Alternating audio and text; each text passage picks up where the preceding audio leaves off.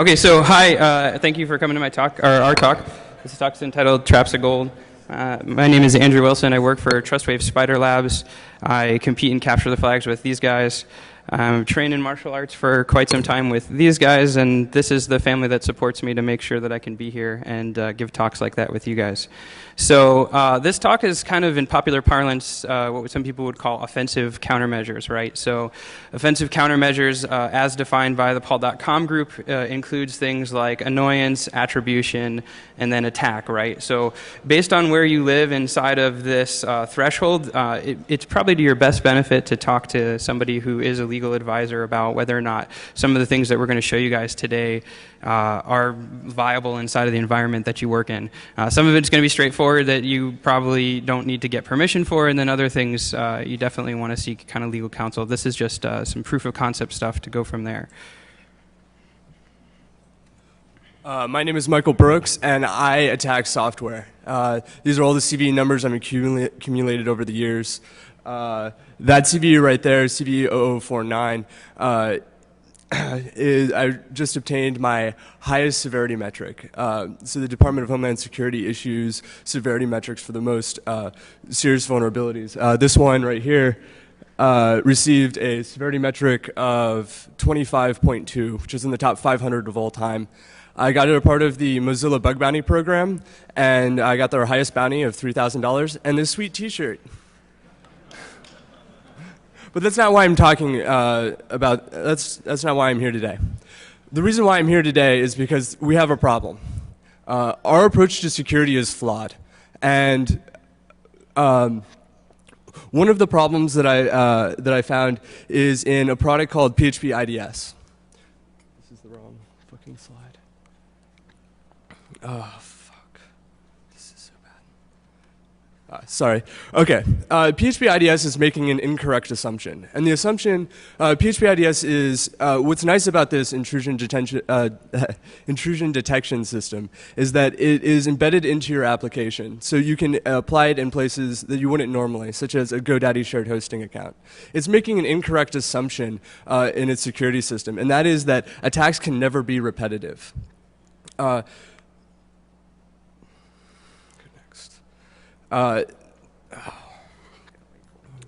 This is the vulnerable piece of code. Now, so we rely on web application firewalls. I mean, if you think of a secure website, one of the first things you say is like, well, you have a WAF, right?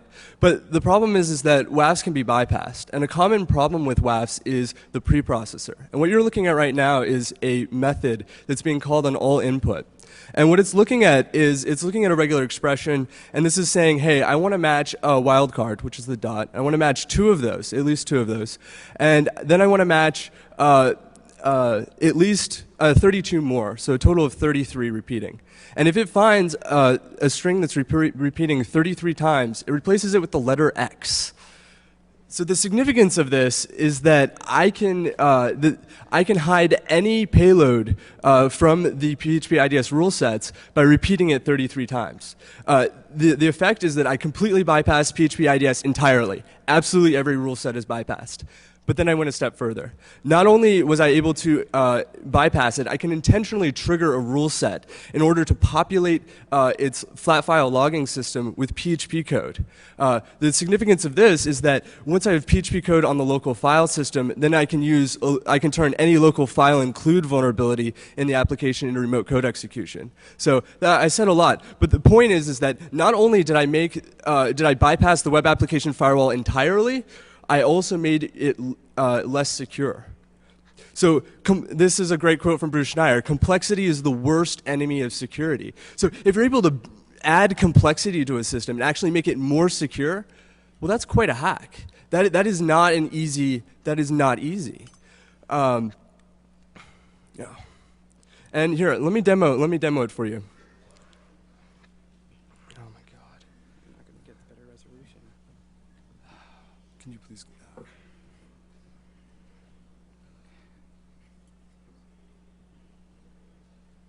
Okay. Now, that wasn't the only thing I'm looking at. Today, we're seeing a new trend, and that is we're starting to see XSS filters in web browsers. Internet Explorer was the first to introduce this, but other browsers are following suit. In Firefox, there's the NoScript plugin, which has an anti-XSS filter, and also within Chrome is also beta testing their own XSS filter. It's safe to say that soon all major web browsers will have XSS filters. So the era of very simple XSS exploitation is starting to go away. But instead, really these security systems, these general purpose security systems, it's not just web application firewalls or XSS filters in browsers, but also ASLR. These general purpose security systems create this kind of water balloon effect. The more they try and cramp down on the application, the vulnerabilities that are present start bulging out in new and interesting ways. And although Internet Explorer is loading, it takes a while. We were thinking about putting some hold music in here for you guys, but it didn't turn out that way. Anyway, it turns out that so a bit of background. On the CD, I go into great detail about bypassing PHP IDS in one of my papers. I highly recommend reading it. I go over a lot of my attack methodology. But after I submitted the paper to PHP IDS, the developers were ecstatic. They were really happy about it, and I'm actually now a member of their development team. I submitted a similar paper to Microsoft and Internet Explorer, and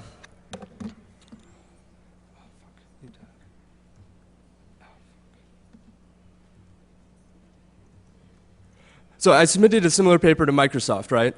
And basically it's this. I showed that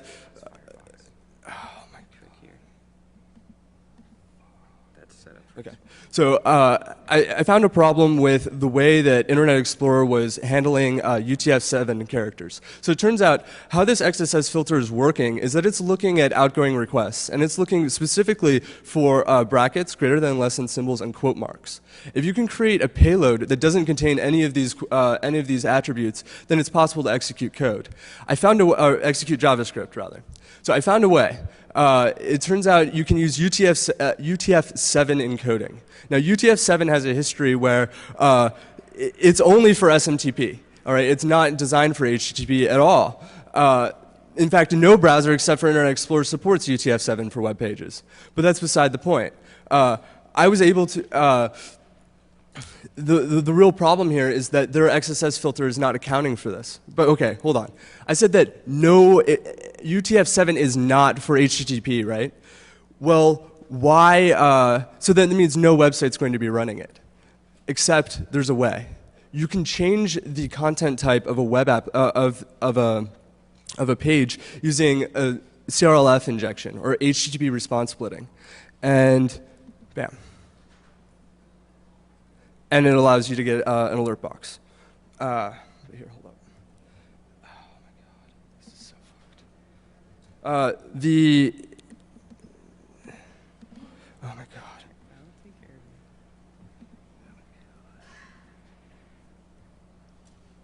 Back. Oh my god. The computer just crashed. Sorry, technical difficulties. Yeah. Memory. All right. I apologize. I was going to show you a great masterpiece, and that is that I was going to bypass both PHP IDS's built-in rule set for XSS and Internet Explorer's rule set for XSS in the exact same attack. That it is possible to bypass both filters on the browser and the server, and be able to execute code ultimately.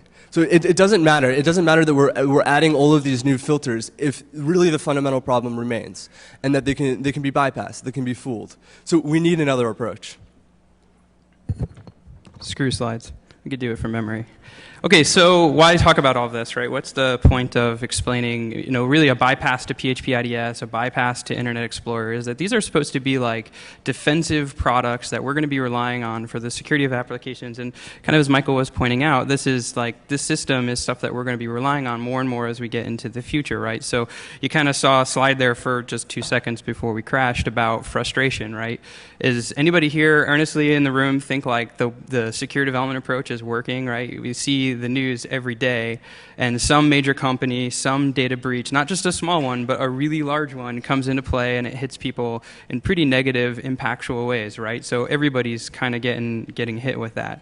And we feel that the ultimate reason for that is kind of our approach to dealing with security has been a quality issue, right? It's a bug. When you look at books that are in popular use today, stuff like the Secure Development Lifecycle from Microsoft and then Secure Code and some of the rugged movement stuff, we treat security issues literally as if they were a quality concern, and that's how we approach it, right? So we took strategies to mitigate security issues like it was a bug, like it was a quality concern, and that starts with patch management, right? So patch management takes an approach that says you find a bug, it's in production, we've got to fix it. So you write new code that fixes the abuse scenario, so that way you can actually go ahead and make it safe, right? But that tends to come with some baggage, right? The first problem is that if you have a bug inside of a production system, right, it's available for people to exploit it. And if it's a known exploit, you run this patch window lifecycle, right, where Microsoft puts out a patch on Patch Tuesday, it's reverse engineered on Wednesday, and then you have a time between that patch, that release, where anybody who hasn't updated on the availability of the release is still incredibly vulnerable, right? So there's definitely some issues with that approach. And then you run into a secondary issue where the patch itself may not necessarily be something that actually fixes the issue. It might be a temporary fix, or it might be... There's also another problem. Like, really, the problems with IE's XSS filter are trivial to fix. It would take an afternoon. But they didn't even recognize it was a vulnerability. They're not, and they won't even fix it. It's a constant problem. Like, back in 2004, there was an interesting vulnerability that was released in IE. It was called the IE drag and drop vulnerability. All right, it allowed in the vulnerability in the attack, the victim picks up a carrot and drags it. Just as if it was a game. The only problem is that that's not a carrot. It's actually an executable on a remote share, and you're dragging it into your startup folder. You could get remote shell on Internet Explorer for 2 years, and Microsoft said, that's not a vulnerability? Like, you've got to be kidding me. Ultimately, they did patch it, and even... So 4 years after this attack was, it wasn't until 4 years later that the term clickjacking was even coined. But it's recognizing that there's a problem is an important step. Yeah, so patch management obviously was not ideal, and everybody kind of knows that, right? Anybody who's done secure regular development doesn't want bugs in production, right? Because bugs in production is no bueno. The problem with that is that we move forward. We move forward to, here, let's just play it from here. So patch management, Oh, and the computer crashed again. So I guess we're going to do this whole thing from memory. That's fine. No big deal. It is a Mac. Apparently, it has not been watching enough TV. That's my theory. Okay, so screw my laptop. So SDLC, right? SDLC came out as a measure to say, hey, bugs in production, that's definitely not the way that you want to go about doing this, right? Because inside of that system, was that? Just try booting up again. Yeah, I'll try boot up again. Inside of that system, you want to deal with it proactively, right? So you build it into your development lifecycle. It becomes something that you have to deal with. It becomes an earlier system. You start defining it. You come up with quality gates. You do threat models. You work inside of the system and make sure that it works for what you're doing as your dev cycle. And then at the end of the day, it's sort of a process of refinement, right? You try to reduce known vulnerabilities inside of the application. I'm a huge fan of Microsoft's SDLC, right? Despite the fact that it misses stuff, I think that it's the way that people ought to be taking a look at writing software, right? It's super mature, 10 years something of experience, lots of money, lots of manpower, and perhaps even more importantly, right, it has executive buy-in to say you can't release insecure software, right? So it's a great approach, fantastic approach, right? But you still have Patch Tuesday, right? You still have bugs that do get out into the system, and so we got to kind of question what advantage does this have? and how tenable is this as an end product for us, right? So the final thing we throw out there, right, as our solution to security is more bad software, right? I call it defects in defense, right? If we put more software like web application firewalls, or we put protections like antivirus or regular firewalls in front of these things, they're going to stop, bad guys from doing bad things. But kind of as we just shown earlier within the context of our actual attack component, you can bypass those things. And so when we rely on stuff like that, that definitely creates a situation for us that's pretty disadvantageous, right? It's not ideal. That's how we end up with the TSA, right? You get groped for free in the airport, which is nice, right? I mean, admittedly, but does it make you any safer is kind of the question. And what about the backscatter security scanners, right? Like, we spend tens of millions of dollars on a security system that can be defeated with pancakes. Like, really? Really? Are we really doing this? And you're right, this is at least the second time that breakfast has been used in an attack. The first, of course, being the Captain Crunch whistle. So clearly more research needs to be done in the area of breakfast-based exploitation. I'm just putting that out there. All right. So the question then really, this talk is not about all the stuff that's broken, right? I want to point out that these are difficulties that we face. It's the reality of writing software, and it's stuff that we need to continue to do. I think that's just security hygiene, right? It's the sort of stuff you do. You brush your teeth because you don't want bad breath, and ideally it makes you a better person. Even refinement, right, is good too, but none of these approaches actually stop you from getting punched in the face, nor do they really prepare you for that, right? Like, having clean teeth isn't a defensive countermeasure, in my opinion. And so we really think that the solution or the answer here is we need to start looking at strategies in which we can fight back against people, right? We want to kick their ass, right? When I was working at a company a while ago, I used to tell developers they've got to build their applications so they can take a punch. I'm going to change my statement. I think you need to build applications that punch people back, right? I think that needs to be the way we move down this road. So how do we do that, right? How do we build in systems for that? And that's we leverage technology that already exists, PHP IDS being one of those. We use honeypot and honeynet technologies, and then we write exploits that are capable of taking advantage of the fact that software that's going to be attempting to hit you also is vulnerable to all the same things that we talked about before, right? They have bugs, they have weakness, they have problems. There's this phenomenal Twitter feed from Richard Baitlick, who said something great. He said, it's not just because we have these glass-built homes, it's because there's people throwing bricks at them, right? And that's what we need to deal with, is the brick throwers. Hacking against our systems and attacking these things, this is a human problem that manifests itself with technology.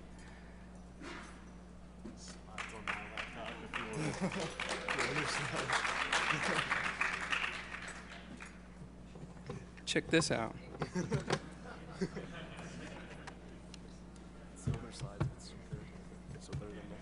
Hey.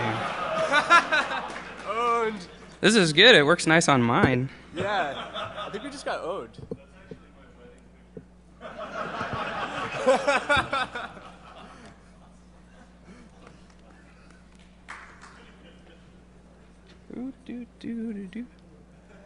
Oh, that's not mirroring. All right, well, that was a nice idea, unless you can fix the mirroring for me, too. We'll just move on.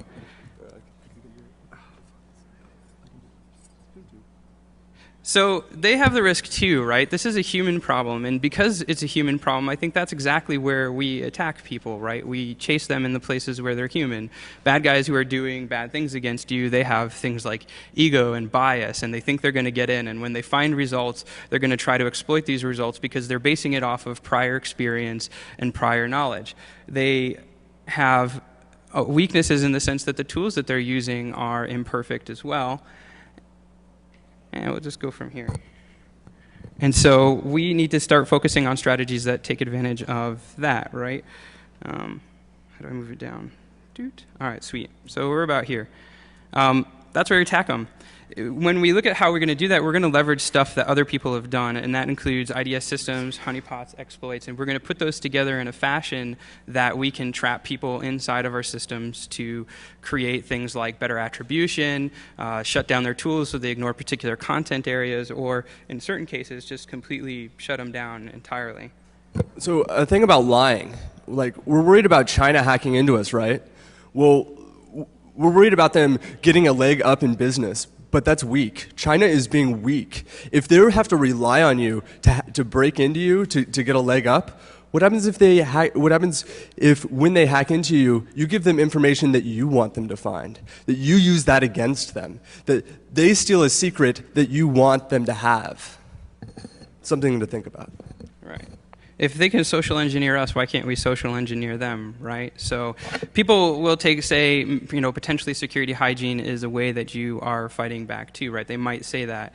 And I would kind of classify that as more of like a war of attrition, right? When you look at how people fight combat, how they can, compete in combat, there's really two strategies. There's an attrition-based model and then a maneuverability model, which is kind of a modern-day guerrilla warfare combined with some other things, right? And in a war through attrition, the idea is that I'm going to gather as many resources as I possibly can, and kind of who has the most arms wins, right? If they have 4 nuclear warheads, I've got to get 10, right? And then when they get 10, I've got to come up with a better nuclear warhead, so then I'm kind of the winner, right? That approach is expensive because it costs to build it up. It's expensive because it costs to maintain these things. And then it's expensive in the sense that if you actually go toe-to-toe with these people, it's pretty deadly when you actually start talking about it in real tangible terms of human life, right? But that's not actually how the bad guys are attacking us. They're taking an approach, whether conscious or unconscious, of maneuverability, right?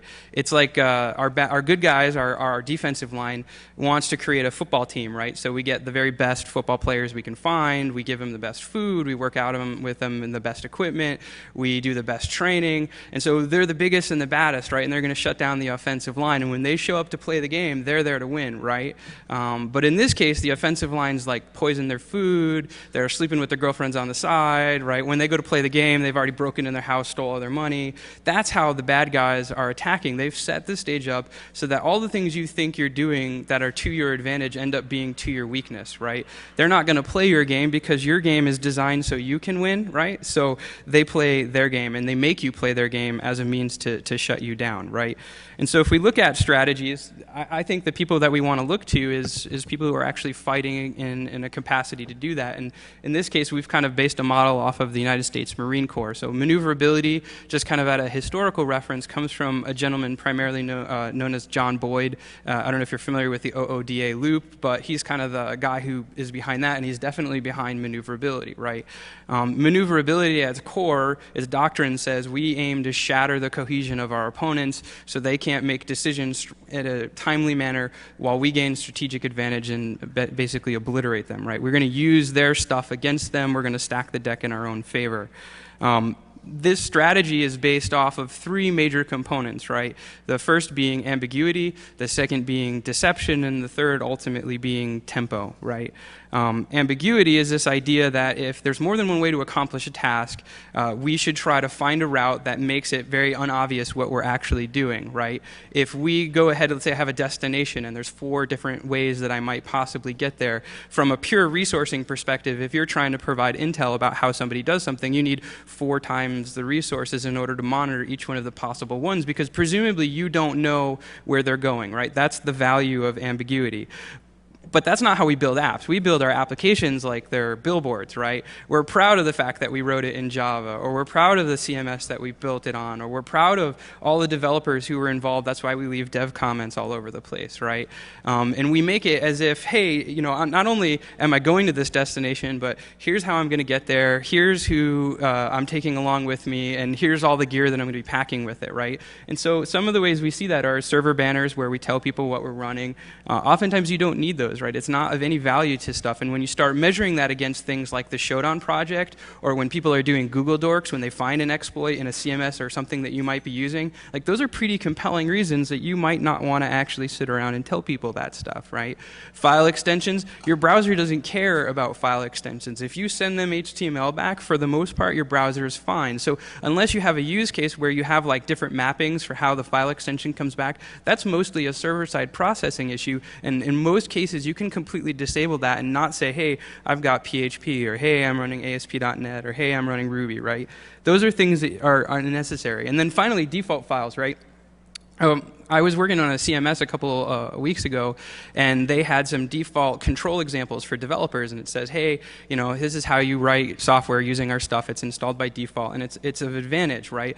But the problem is that these control examples were bound to the top node of the CMS, so they could look at every single part of the application with unauthenticated access. So from a default control example that was left enabled, you could completely bypass the majority of security in the entire CMS off of a default file, right? So these are most often unnecessary, and in fact, these are some of the things that when you start looking at things like JoomScan or CMS Explorer or any of the tools that are based around fingerprinting, they're going to be using these tools as a means to identify how you've built your application, what plugins you've got enabled, and how they might actually go about attacking them. So if knowing's half the battle, you should shut up, right? That's what this is about. It's not, you just don't be so obvious about everything you're doing. And that's kind of the first step, right? So the next step is deception, and this is where we kind of get into the fun stuff. Deception's about lying, right? We're going to convince people that we're doing stuff that we're not, in fact, planning on doing at all, right? Instead of saying, hey, I'm going to this destination, everybody plans and gets themselves situated to do that, don't go to that destination, right? Set them up to do it. It's a trap. Or maybe you set up ways that if you go to that destination, you're going to get ambushed as you get there. And there's a couple of ways that we might go about doing that. Reduce the things that they can know. We lie about everything else. And we could do that by increasing the noise. We can blatantly lie about stuff.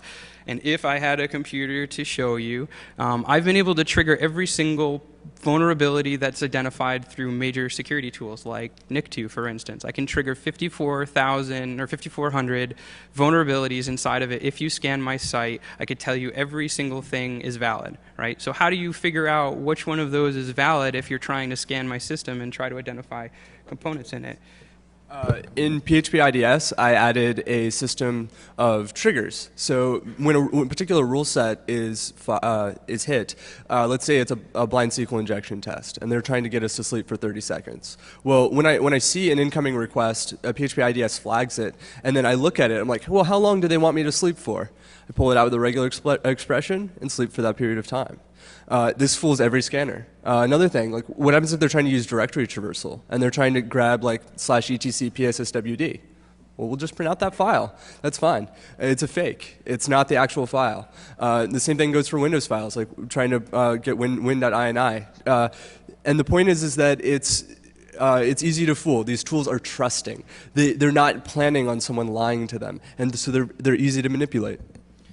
So I actually have a slide in the one that doesn't crash where this isn't like to pick on NIC2, right? This NIC2 is just an example of a tool that we use to do this, but we've been able to actually trigger false positives on just about every major scanner, commercial or uncommercial, on the industry today. We can lie to them, we can subvert their ability to make cognizant decisions, because ultimately when it boils down to it is they have this pseudo responsibility of being safe, right? They don't want to shut you down, which means they're not going to exploit stuff that they find.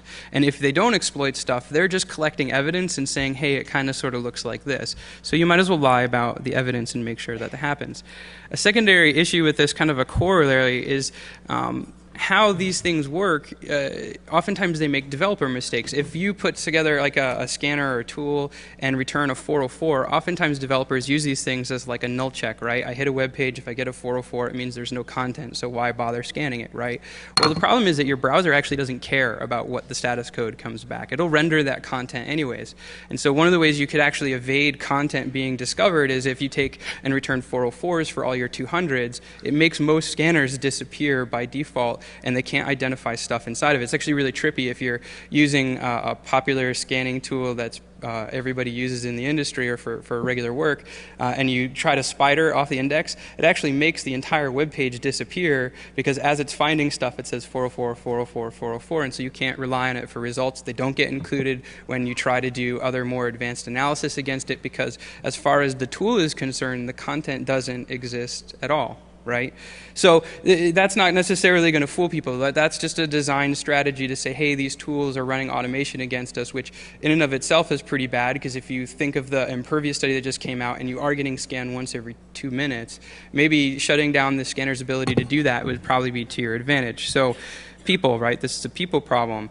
And kind of as Mike was pointing out, some of the lies are a lot better than other things. When you get into forensics and you're trying to understand what happens inside of an application, the only way that you're going to be able to really understand it is to start exploiting it and get information back out. And if you can create a scenario where, like he was talking about, you're getting back the files that you're looking for, you're getting back the blind SQL injection that you're expecting, everything is working along the testing route that you've already prepared yourself to do, why would you believe that's not valid? Why would you give it up and say, hey, maybe something's wrong?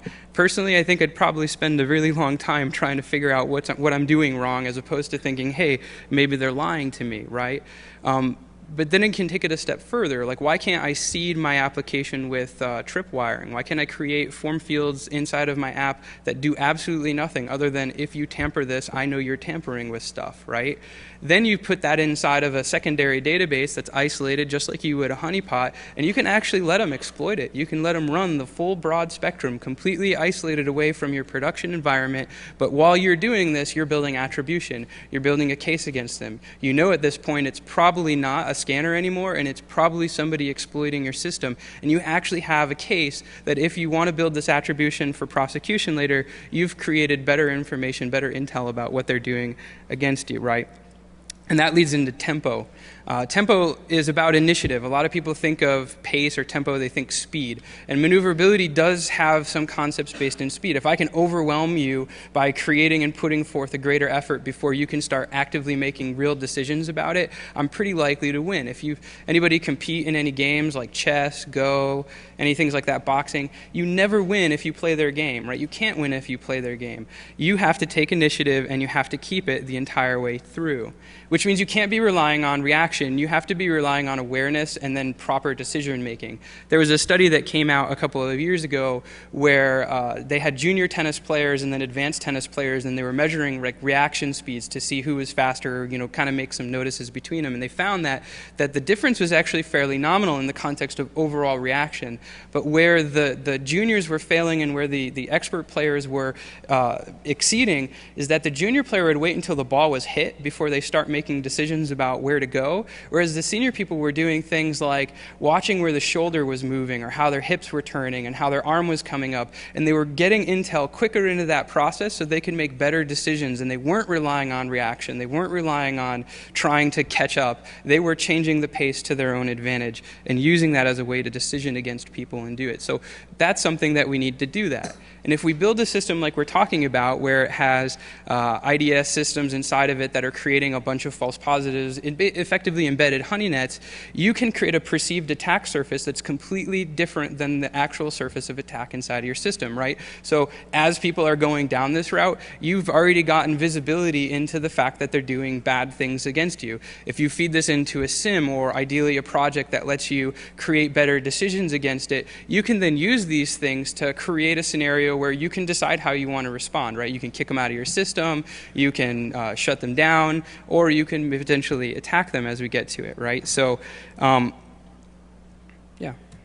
That's where I think the App Sensor project, right, the OWASP App Sensor project actually has a lot of value. The stuff that Michael Coates is working on is that application has to be embedded in the context of awareness as to what's going on inside of it, which is why we chose PHP IDS as our base model for this, because it lives inside of the application. So one thing you can do when you're living inside an application is you can see how it's reacting. So one thing is to shut down blind SQL injection tests, we can sleep. But what about error-based detection? Okay, so we could give them fake error messages. But what if they trigger a real error? Like, what happens if they trigger a MySQL error in our application, or even worse, like an eval error, like they're trying to evaluate PHP code? Well, when we get to that level, we can shut down. We know that they've broken something critical in the application, and we can kill the application, write a kill bit, and if that kill bit exists, then do not run. And the point is that, yeah, okay, this would turn, this is now a denial of service attack, right? But it's a hell of a lot better than remote code execution. You can go back and fix that. So we're not playing the game. We know that you've gotten too far, and we can shut down. So how do we put this all together, right? That's the real question. And we love it when a plan comes together, of course. And so we talked about like misdirection with the 404s. We've talked about shutting down tools, scanners, completely invalidating their results. And in some cases, as we were hitting scanners, we can just crash the scanner remotely by accident, right? At least one or two major scanners that we've hit this with, we've actually been able to stop the scanner from working completely inside of that, so we can increase awareness as to what was going on. But the real question is, can we attack people with the scanner or through the scanner? And I think, yes, we can.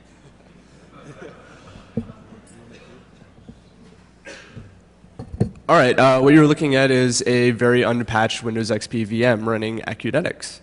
Right now, well, anyway. So I want to be careful here, and I definitely want this not on the news to read O'Day and Acunetics. This attack is not based on Acunetics. This is an attack based on the fact that Acunetics is many other web scanners on the market.